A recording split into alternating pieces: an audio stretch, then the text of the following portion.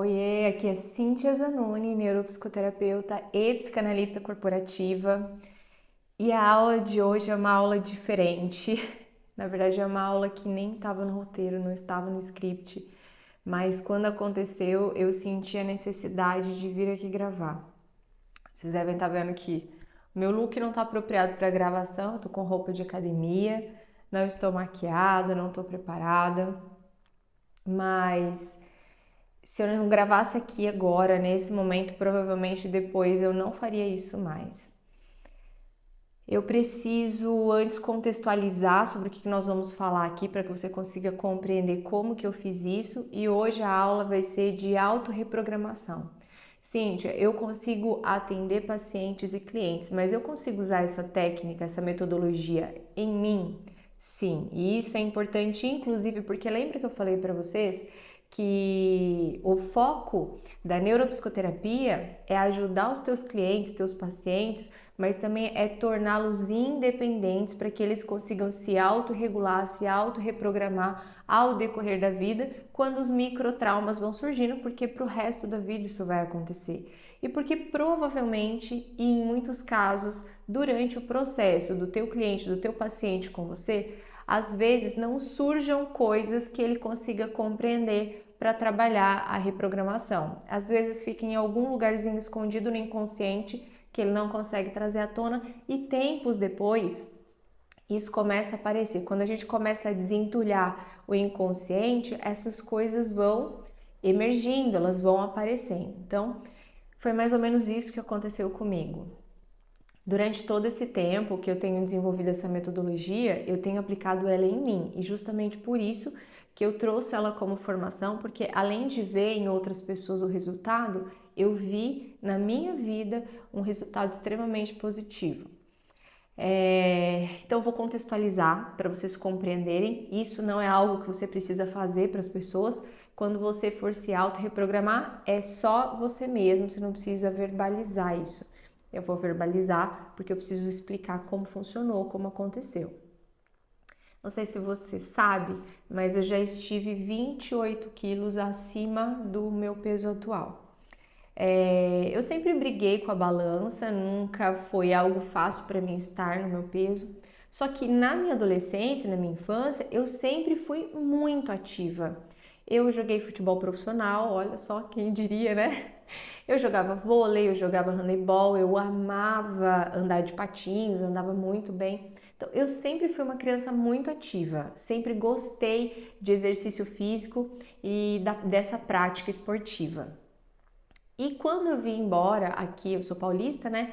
E quando eu vim embora aqui pro Paraná, eu também ia na academia e, inclusive, dei aula de dança na academia.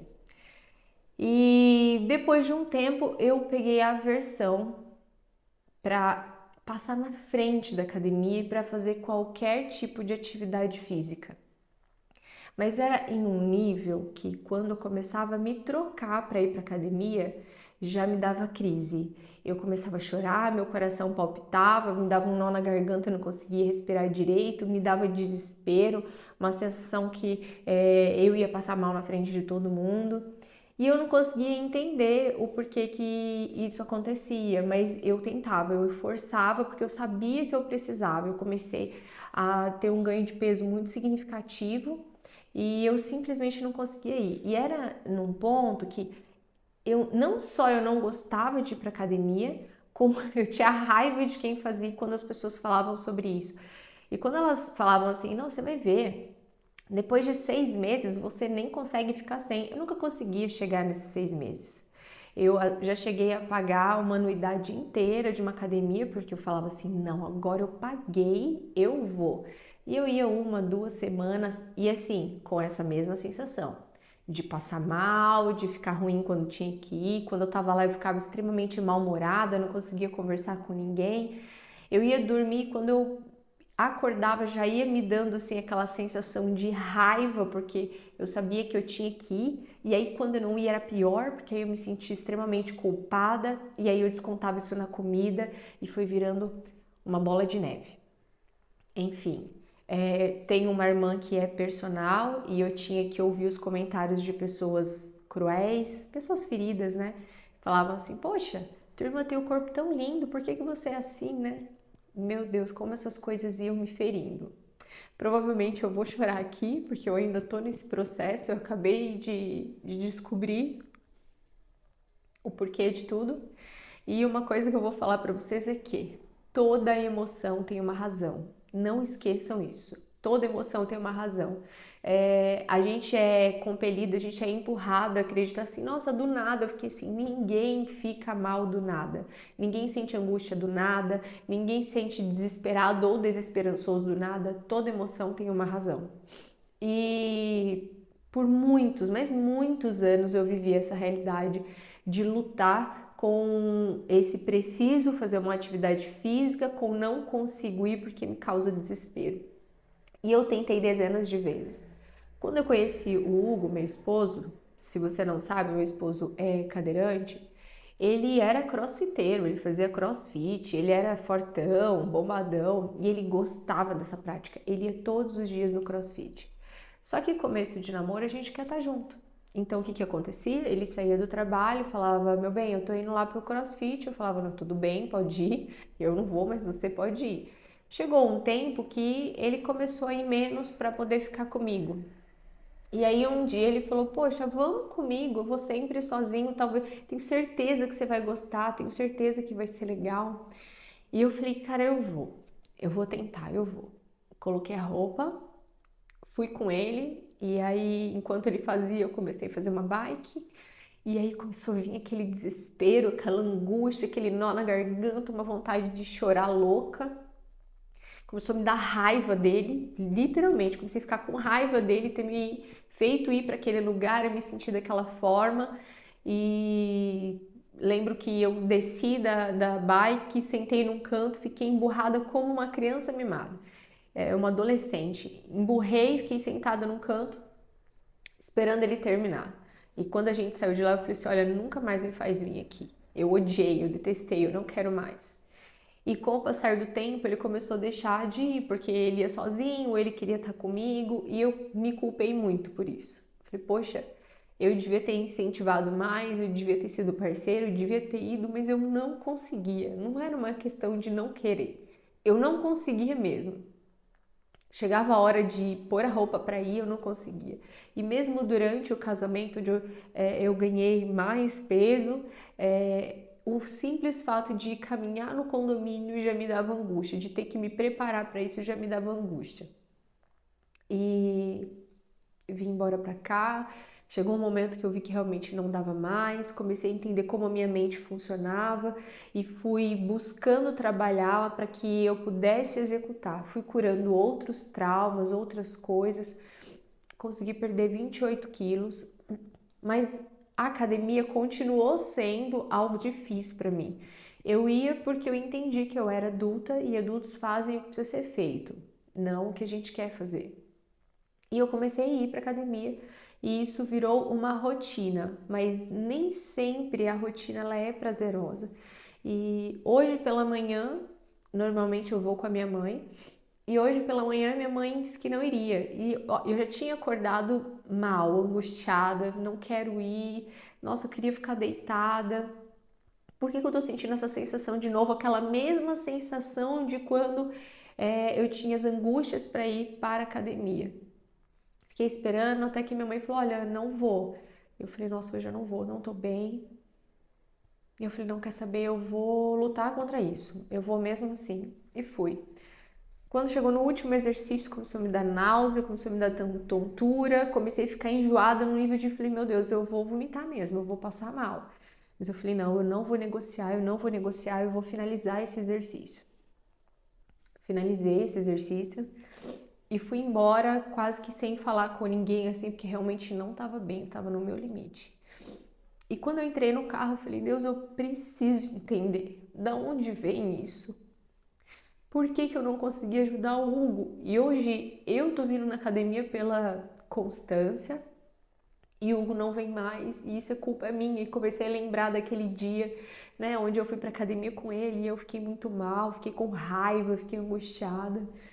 E naquele momento, Deus me trouxe a minha memória, meu inconsciente me revelou o que aconteceu. Então, presta bastante atenção, isso é uma coisa que não abri com as pessoas. Eu cheguei em casa e eu resolvi contar para minha mãe e para o meu esposo, porque na hora que eu cheguei em casa, eu fui fazendo a minha revivência sináptica dentro do carro, tá? Você pode fazer a revivência sináptica de olhos abertos, não precisa ser de olhos fechados. Mas aí eu percebi que eu precisava parar. Existiam coisas que estavam vindo, eu não tinha papel e caneta na mão. E parei o carro e comecei a fazer a revivência específica, tá? Lembrei de um fato, de uma coisinha pequenininha, puxei e comecei a fazer a revivência. Parei o meu carro, fiz, comecei a chorar profundamente, eu já vou contar o que é. E eu decidi partilhar isso porque quando eu cheguei na minha casa, o meu esposo estava do lado de fora me esperando. E normalmente quando ele faz isso é porque ele tá com a Lavínia no colo. E aí quando eu cheguei, eu tava chorando, né? Não dava bem. E quando eu cheguei, ele tava do lado de fora, eu falei, meu bem, o que foi? Aconteceu alguma coisa? Ele falou, não. Eu falei, cadê a Lavínia? Ele falou, não sei, tava te esperando. Eu falei, mas por que você tá aqui? Ele, tava aqui só pra dizer que eu te amo. Olha o carinho e o cuidado de Deus conosco, né? E ali eu entendi que eu precisava verbalizar isso, que eu precisava falar para eles o que eu tinha acabado de vivenciar. Então, vamos lá. Há muitos anos atrás, eu tive um namorado e eu era muito apaixonada. E eu dava aula numa academia de dança e ele foi treinar nessa academia. E nesse dia ele tinha comido muito à tarde e ele treinou muito pesado e de repente ele começou a vomitar. Mas ele vomitou, começou a passar mal. Eu entrei em desespero tentando ajudar ele e olha que nível de loucura, assim. Eu vi que ele ficou tão apavorado que estava sujando todo o chão da academia que eu achei um balde do lado, eu peguei e eu nem pensei. Eu simplesmente comecei a juntar aquele vômito e colocar dentro do balde. Peguei um pano que tinha do lado e comecei a limpar. E eu nem percebi que ele tinha saído de perto. E continuei limpando e fui. Lavei o... Todo mundo ficou chocado com o que eu tava fazendo, mas eu nem pensei para fazer. E fui lá, lavei o pano. E quando eu voltei, ele tava num canto, sentado, conversando com uma outra mulher. Claramente me desrespeitando. E ali naquele momento eu me senti tão envergonhada. Porque olha o que eu tava fazendo por ele. E ele estava conversando com uma outra mulher, claramente ele estava chavecando a menina na minha frente, na frente de todas as pessoas. E eu me senti humilhada, eu me senti rejeitada, eu me senti envergonhada, todas as pessoas me olhando naquele lugar. Eu fingi que eu não vi, fui pro banheiro, chorei muito, muito, muito, muito. E quando eu saí, as pessoas me perguntaram o que eu tinha, eu falei que eu tava preocupada com ele só. E nós fomos embora. Pra vocês terem ideia, eu saí do banheiro, ele ainda estava conversando com essa moça. Eu não tive coragem de falar nada. Eu acho que eu me senti tão humilhada que eu não consegui nem discutir. Nós entramos no carro e fomos embora. Nunca mais eu voltei nessa academia. Pra vocês terem ideia, eu dava aula, eu abandonei a turma, eu larguei tudo. E nunca mais eu consegui voltar nessa academia. Quando eu fui com o meu esposo, naquele dia que ele pediu, na hora que eu subi em cima daquela bicicleta, eu comecei a ficar desesperada procurando ele, olhando para ele para saber aonde ele estava olhando. E a sensação que eu tinha é que eu ia viver tudo aquilo de novo e que eu ia me frustrar tanto com ele a ponto de não querer mais ele e eu ia voltar a ficar sozinha. Então eu queria simplesmente não viver essa prática. Eu não queria possibilitar que isso acontecesse de novo comigo. Essa foi a parte que eu lembrei e eu falei, eu preciso refazer. Foi um grau de desconforto 25. De 0 a 10 foi 25. Eu me senti exatamente como no dia. E aí eu precisava fazer a revivência escrita. Então eu vim, ó, tô com papel e caneta na mão. E foi quando eu comecei a fazer a revivência escrita que eu comecei a lembrar de todos os detalhes. Então eu lembrei da roupa que ele tava com uma bermuda colorida, floral, com verde, azul e uma camiseta escrita na frente, uma camiseta cinza. Eu tava com uma calça cinza, com os desenhos em rosa, com o top rosa, gordinha, né? E com um tênis cinza também. Lembrei o que ele comeu, lembrei que ele tinha comido pão caseiro com nata e muita Coca-Cola, porque ele tomava muita Coca. E eu lembro do cheiro do vômito, eu lembro da sensação é, do vômito na minha mão. Desculpa partilhar isso, mas acho que é importante para vocês saberem. Eu lembro do cheiro que estava no banheiro, eu entrei no banheiro e o banheiro cheirava eucalipto, e aí agora eu começo a lembrar de todas as vezes que eu entrei, por exemplo, no banheiro de rodoviário que tinha esse cheiro de eucalipto, dava muita ânsia de vômito. E sabe por que esse gatilho foi acionado? Porque hoje, quando eu cheguei na academia, a moça estava limpando o banheiro. E na hora que eu passei, tava um cheiro muito forte de eucalipto. E aí eu falei pra minha irmã, eu falei, nossa, que cheiro de banheiro de rodoviária. E por que eu tô falando isso pra vocês? Às vezes, o seu gatilho é algo que você nem imagina que é.